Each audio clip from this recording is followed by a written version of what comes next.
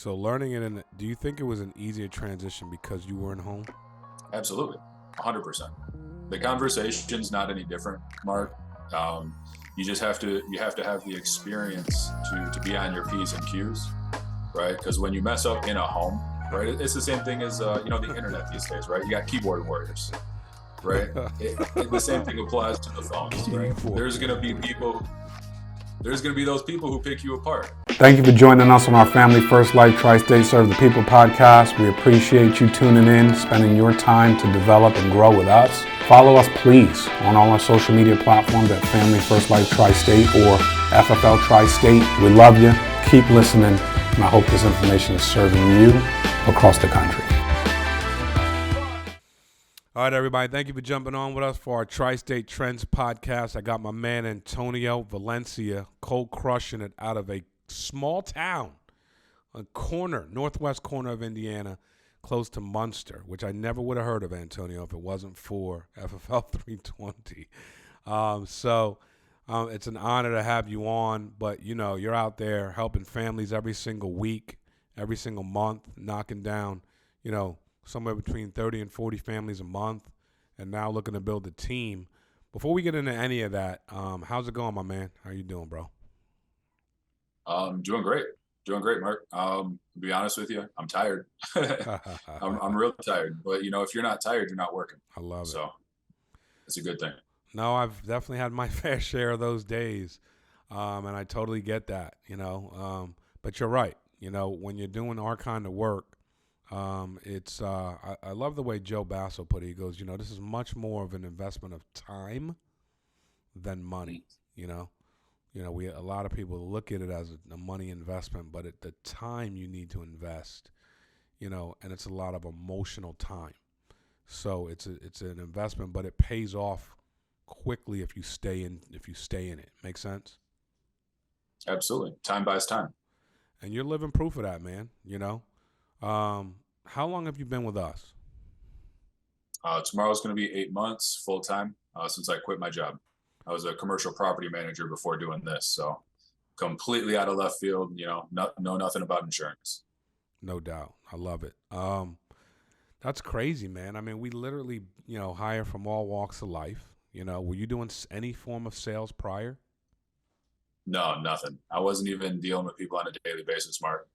It was one of those things where I was kind of the bully, making sure that contractors were doing the right thing. So I didn't even really have to be nice to people, let alone convince them, one way or the other, right? So, completely different situation for me. How did you find this opportunity? Yeah, good question. So I served with a gentleman by the name of Daniel in the Marine Corps during my time, from 07 to 11. Thank you for your service. Thank you. Absolutely. Thank you. And honestly, beginning of the year, January, December, that time frame, he calls me up. He says, "Hey, listen, man, I got a thing that we can do to change our lives." I didn't ask him what it was. I didn't ask him what I had to do. I said, "Hey, send me the link. I'm in." Whatever it is. When you serve with somebody that close, word is bond, right? So yeah. He said he had something. I signed up. I took my exam 2 days later. Because I just move real fast, if I'm being honest with you, Mark. I spelled my last name wrong. Just because I move so fast, most agents take, a week, 2 weeks to get licensed. No, I'm getting licensed in 2 days. Let's make it happen. Right. And then, basically I proved the concept to myself, understood that the effort equals the income. Right. And I've got a ton of effort to put in. Right. So I was tired of my old job. No matter how hard you worked, no matter how good you were or proficient, you're still hourly. Right. It doesn't change anything. And at the end of the year, corporate's still talking about, well, we can only do 3% this or 3% that. Your growth is limited by factors that you can't control. Right. Here, it's not. So I'm pouring my soul in. I love it, man. That's so strong. And, are you doing in-home or tele right now? I'm strictly telesales over the phone. All right. Talk to us. Was that from day one? No, so I definitely started off doing in-homes. I was driving 3 hours one way at a minimum.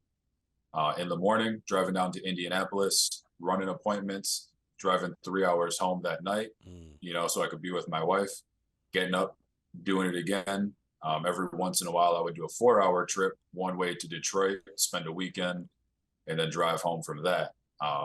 But we're actually going through IVF right now, Mark. We're working on starting our family. Nice. And as part of that process, I just need to be home and present for my wife, making sure that she has the support she needs. So I told her, say, listen, it's going to be rough and it's going to be bumpy, but I'm going to do this from home. We're going to make it work. So it was just a mindset shift. And what was the quote unquote rough and bumpy part? Might not even been that, but what was the transition like? So the transition for us on our team, working under, 320 and Inception and all those guys. When I first transitioned over to telesales, we weren't really doing live dials. We weren't really doing a lot of telesales. A lot of it was in-home focused, right? Because for a lot of years, that was, the industry, right? Going out, hitting the homes, door knocking, right? Face to face. So, some of those, wrinkles, I guess you could say, right, I was ironing them out, right? I mean, you paved the way in the in-homes, now we got virtual, right? Who knows what comes next? Right. So learning it do you think it was an easier transition because you were in home? Absolutely. 100%. The conversation's not any different, Mark. Right. You just have to have the experience to be on your P's and Q's, right? Because when you mess up in a home, right, it's the same thing as the internet these days, right? You got keyboard warriors, right? The same thing applies to the phones, right? There's going to be those people who pick you apart, right, on the phones. Right. But when you're face to face, people are going to treat you with a little bit more respect, right? So it's easier to run that conversation, gain the experience, then take that and apply it, just to a phone call. Yes, sir. Yes, sir. And now you're out there. Let me ask you a question. You have, are you booking appointments over the phone or are you doing a call to close? So I'm just booking appointments. Got it. Right.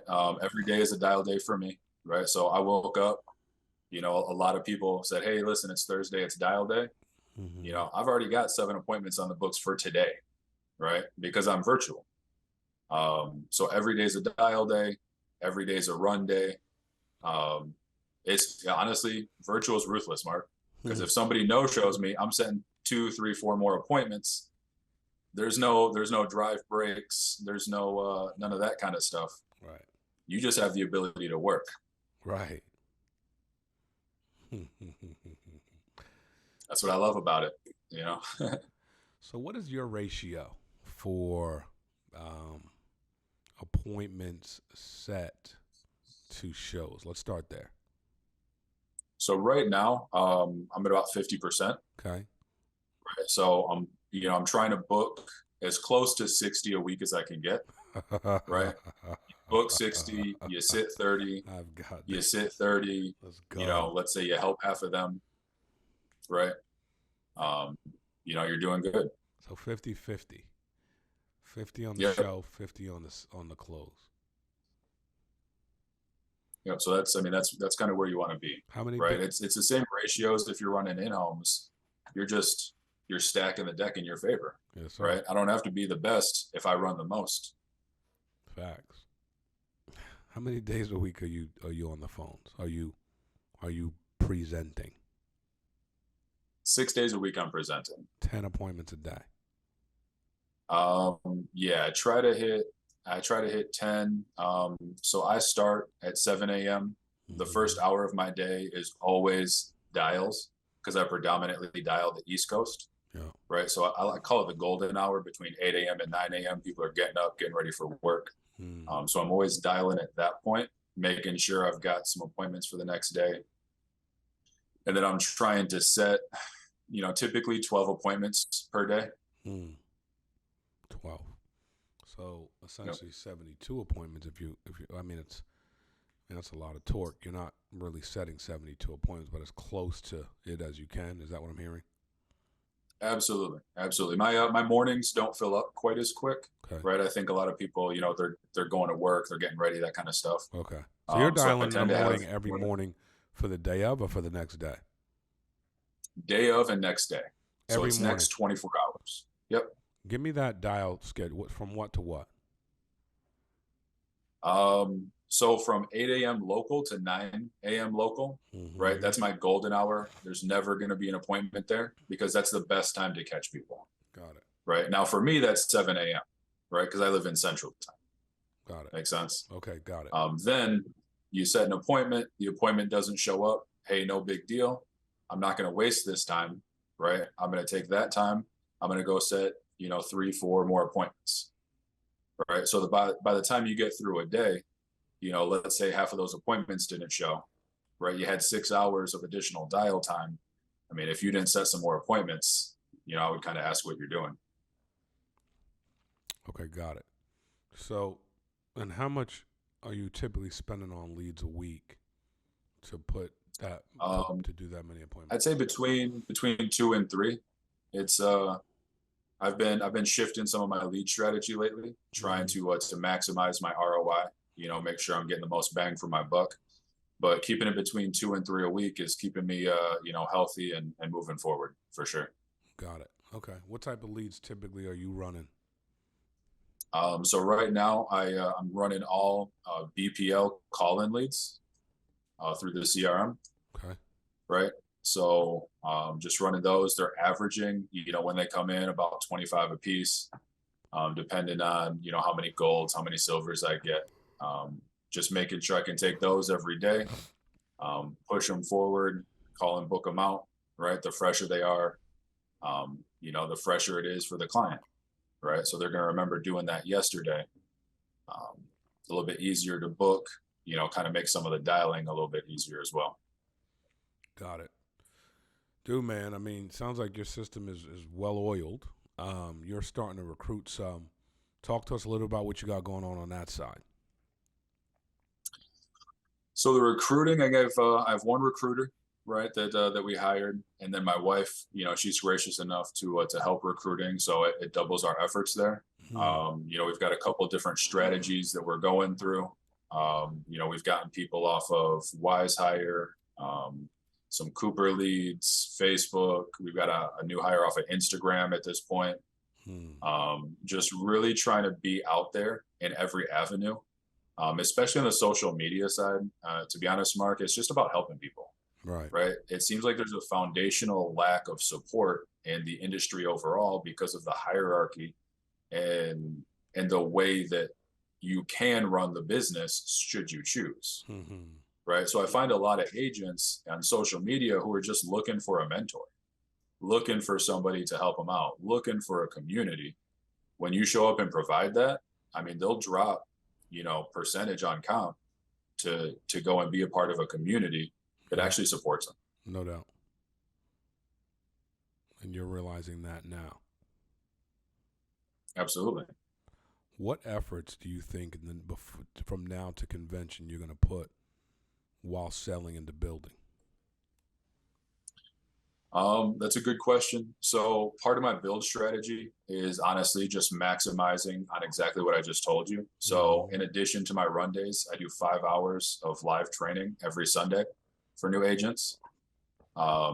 So, again, that's kind of why I'm tired, right? I'm building something, man. But, pouring that into people, right? They're learning, they're growing, and we're talking about warm markets.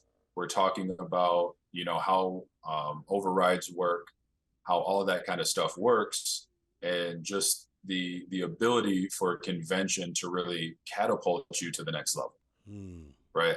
Last year, I wasn't sure if I was going to make it to convention.